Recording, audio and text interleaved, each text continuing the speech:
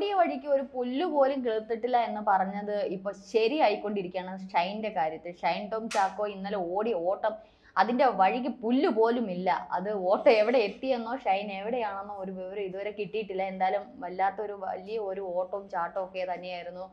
മറ്റേ കലൂരിലെ PGS വേദാന്ത ഹോട്ടലിൽ നിന്നും അതിന്റെ മുകളിലത്തെ 2ാമത്തെ നിലയിൽ നിന്നും താഴോട്ട് ചാടുന്നു, ജനൽ വഴി നേരെ സ്വിമ്മിംഗ് പൂളിലോട്ട് ഇറങ്ങുന്നു, അവിടെ നിന്ന് ചാടുന്ന. എന്തായാലും സിനിമയെ വെല്ലുന്ന തരത്തിലുള്ള ഓട്ടത്തിൽ ഇതുവരെ പുല്ല് പോലും കിളുത്തിട്ടില്ല. ഏതായാലും സിനിമാ സംഘടനകൾ, അതായത് താരസംഘടനകൾ ഉൾപ്പെടെയുള്ള നിരവധി സംഘടനകൾ ഇതുമായിട്ട് ഇപ്പോൾ രംഗത്തെത്തിയിരിക്കുകയാണ്. വിവിധ വാർത്താ മാധ്യമങ്ങളിലൊക്കെ ഇപ്പോൾ ചർച്ചകളൊക്കെ പുഷ്ടിപ്പെടുകയാണ്. ഇതിനിടയ്ക്ക് നടിമാരും ഈ പറഞ്ഞതുള്ള ഇതിൻ്റെ പിന്നെ പ്രവർത്തകരും ഒക്കെ ഇതുമായിട്ട് ബന്ധപ്പെട്ട് ചർച്ചകളിലേക്ക് വന്നിരിക്കുകയാണ്. ഏതായാലും അമ്മയിൽ നിന്നും ഷൈൻ ടോം ചാക്കോയെ ഇപ്പോൾ അമ്മ വിലക്കിയിരിക്കുന്നു എന്നുള്ള രീതിയിലാണ് ഇതിനിടയ്ക്കുള്ള വാർത്ത വരുന്നത്. മാത്രമല്ല ഈ ഫിലിം ചേംബർ ഉൾപ്പെടെയുള്ള സംഘടനകൾ ഇതിനെതിരെ തക്കതായിട്ടുള്ള നടപടികളുമായിട്ട് മുന്നോട്ട് പോകും എന്നുള്ള ഒരു വാർത്തയും കൂടാണ് കിട്ടിയിരിക്കുന്നത്. ഏതായാലും താരസംഘടന ഇതിനെതിരെ തിരിഞ്ഞിട്ടുണ്ടോ അല്ലെങ്കിൽ ഒരു നടപടി എടുത്തിട്ടുണ്ട് എന്നുള്ളൊരു വാർത്തയാണ് വരുന്നത്. ഇപ്പോൾ കിട്ടിയിരിക്കുന്ന വാർത്തകൾ ഷൈൻ എവിടെ എന്നുള്ളൊരു ചോദ്യമാണ്. കാരണം ഇന്നലെ പോയ ഷൈനെ ഇതുവരെ കിട്ടിയിട്ടില്ല. ഇതിനിടയിൽ ഷൈൻ്റെ മാതാപിതാക്കൾ പ്രതികരിച്ചിട്ടുണ്ട്. പക്ഷെ മീഡിയയുടെ രംഗത്തേക്ക് വന്നില്ലെങ്കിലും ഒരു മാധ്യമത്തിന് നൽകിയ ഒരു അഭിമുഖത്തിൽ ഇത്തരത്തിലാണ് പറഞ്ഞത്. എൻ്റെ മകനെ കഴിഞ്ഞ 10 വർഷമായിട്ട് ഇത്തരത്തിൽ പിന്തുടരുകയാണ്. എൻ്റെ മകൻ തെറ്റൊന്നും ചെയ്തിട്ടില്ല. ഇന്നലെ അവൻ ഒരു സിനിമയുടെ പ്രമോഷനുമായിട്ട് ബന്ധപ്പെട്ടാണ് കലൂരിൽ താമസിച്ചത്. ഈ പറഞ്ഞതുപോലെ ഈസ്റ്ററും പെസഹവ്യാഴമൊക്കെ വന്നിരിക്കുന്ന ഈ ഒരു ക്രിസ്ത്യൻ ഈ ഒരു ചടങ്ങുകളൊക്കെ വരാനിരിക്കുന്ന സമയത്ത് അവൻ വരും എന്നുള്ള രീതിയിലാണ്. പക്ഷേ ഇന്നലെ പെട്ടെന്നുള്ളൊരു സിനിമയുടെ പ്രമോഷനുമായിട്ട് ബന്ധപ്പെട്ട് അവന് വരാൻ സാധിച്ചില്ല.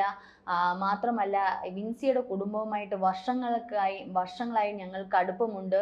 പക്ഷേ ഇതെന്താണ് സംഭവിച്ചതെന്നുള്ള ഞങ്ങൾക്ക് മനസ്സിലാവുന്നില്ല. ഏതായാലും ഷൈനെ ഞങ്ങൾക്ക് കിട്ടിയാൽ ഉടനെ അല്ലെങ്കിൽ ഷൈനുമായി കോണ്ടാക്ട് ചെയ്താൽ ഉടനെ ഞങ്ങളത് അന്വേഷിക്കുകയും വിൻസിയുടെ കുടുംബവുമായും വിൻസിയുമായി ഞങ്ങൾ ചർച്ച ചെയ്യുകയും ചെയ്യും എന്നുള്ളതാണ് മാതാപിതാക്കൾ പറയുന്നത്. ഇപ്പോഴും മാതാപിതാക്കൾ പറയുന്ന മകൻ തെറ്റൊന്നും ചെയ്തിട്ടില്ല, മകനെ കഴിഞ്ഞ 10 വർഷമായിട്ട് ഇങ്ങനെ പലരും പിന്തുടരുകയാണ്, ഇതിൽ എന്തൊക്കെയോ കാര്യങ്ങളുണ്ട് എന്നൊക്കെയാണ് പാവം പിടിച്ച മാതാപിതാക്കളെ പറഞ്ഞിട്ട് കാര്യമില്ല. അച്ഛനും അമ്മയും വിചാരിക്കും മക്കൾ നല്ലതാണ്, നല്ല വഴിയിൽ പോകുമെന്ന്.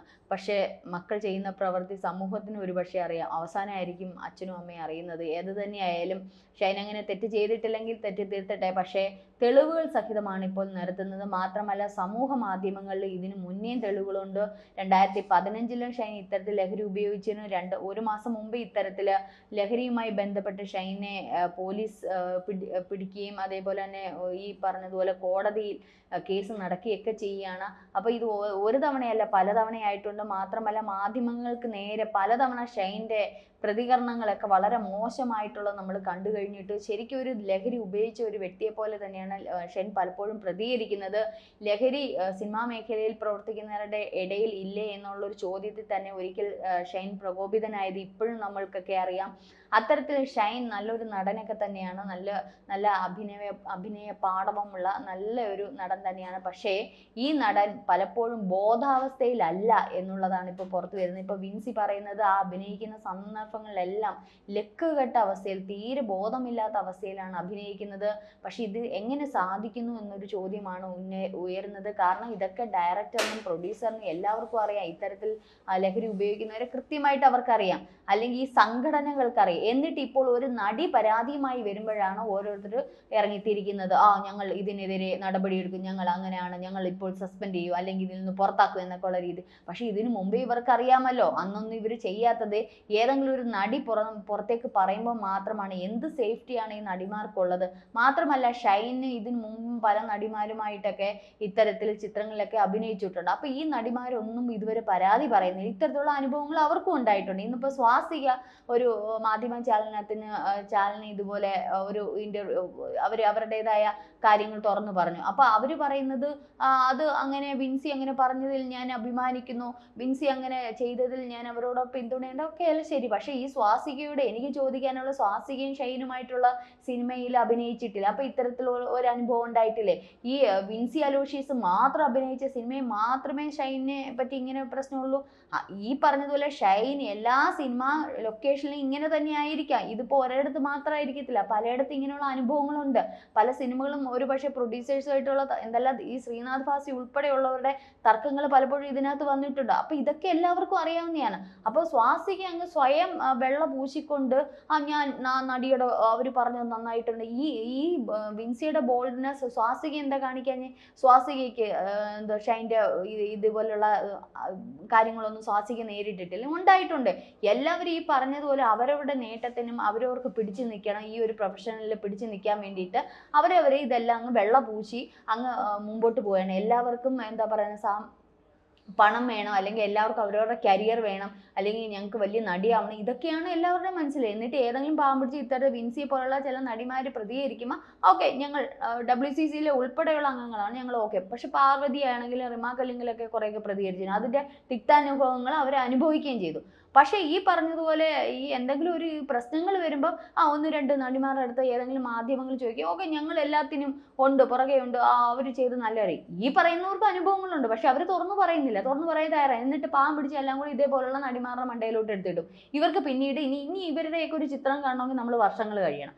അപ്പൊ അത്തരത്തിലൊരു ഈ ഒരു പവർ ഗ്രൂപ്പിന്റെ തന്നെ ഞാൻ പറയും, പവർ ഗ്രൂപ്പ് എന്ന് തന്നെ പറയേണ്ടിയിരിക്കുന്നു. ഇത്തരത്തിലുള്ള ഒരു ഒന്നിൽ നിന്ന് മറ്റൊന്നിലേക്കുള്ള ലിങ്ക്ഡ് ആയിട്ട് കിടക്കുകയാണ് ഈ ഒരു ചലച്ചിത്ര മേഖല. ഇതിനെ പൊളിച്ചെടുക്കാൻ നടിമാര് തന്നെ മുന്നോട്ട് വരണം. ഈ ഒരു ലഹരി ഉപയോഗത്തിൽ വന്ന് അബോധാവസ്ഥയിൽ നിൽക്കുന്ന നടന്മാർ മാത്രമല്ല, പല ലൈംഗിക ചൂഷണങ്ങൾക്ക് ഇവർ ആയിട്ടുള്ള ചരിത്രങ്ങൾ ഹേമ കമ്മിറ്റി റിപ്പോർട്ട് ഉൾപ്പെടെ പുറത്തു വിട്ടിട്ടുണ്ട്.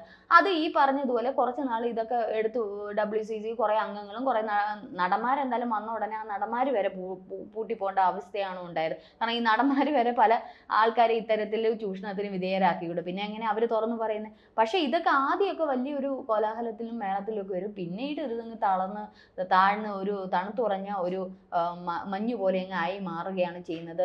അന്നൊക്കെ അന്വേഷണമൊക്കെ ആയിട്ട് ബന്ധപ്പെട്ട് വന്നിരുന്നു. ഇപ്പൊ അതൊന്നും ഒരു ഇത് കാണാൻ പോലും കിട്ടുന്നില്ല. അത്തരത്തിൽ ഇപ്പൊ വിൻസിയുടെ കാര്യമാവും. ഇപ്പൊ 2 ദിവസം 3 ദിവസമൊക്കെ വലിയ ചർച്ചയായിട്ട് വരും.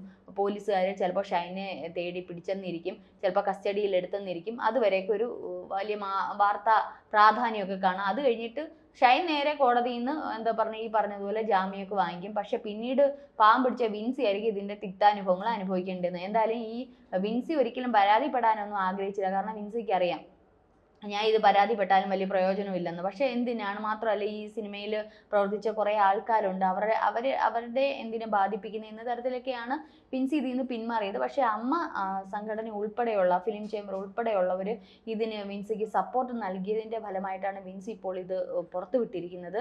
അപ്പോൾ ഇങ്ങനെ പുറത്തു വിട്ടത് കൊണ്ട് ആ ഒരു സപ്പോർട്ട് ഉള്ളതുകൊണ്ട് മാത്രമാണ് അത് വിൻസിയും പറയുന്നുണ്ട് പുറത്തു വിട്ടത്, അല്ലെങ്കിൽ വിൻസി ഈ നടൻ്റെ പേരോ അല്ലെങ്കിൽ ആ സിനിമയുടെ പേരോ പറയില്ലായിരുന്നു എന്നുള്ളതും വ്യക്തമാക്കണം. പക്ഷെ ഇത് ഒരു തുടക്കമാവട്ടെ. ഇനി ഈ നടിമാര് വായിൽ സ്റ്റിച്ചിട്ട രീതിയിൽ നിൽക്കാതെ ഇത്തരത്തിലുള്ള കാര്യങ്ങൾ അവരെ ചൂഷണം ചെയ്ത് തുറന്നു പറയുവാണെങ്കിൽ അവരെ ആരും മുതലെടുക്കത്തില്ല. ഈ പറഞ്ഞതുപോലെ ഒരു പവർ ഗ്രൂപ്പും ഈ പറഞ്ഞതുപോലെ ഇവരുടെ നേരെ വരത്തില്ല.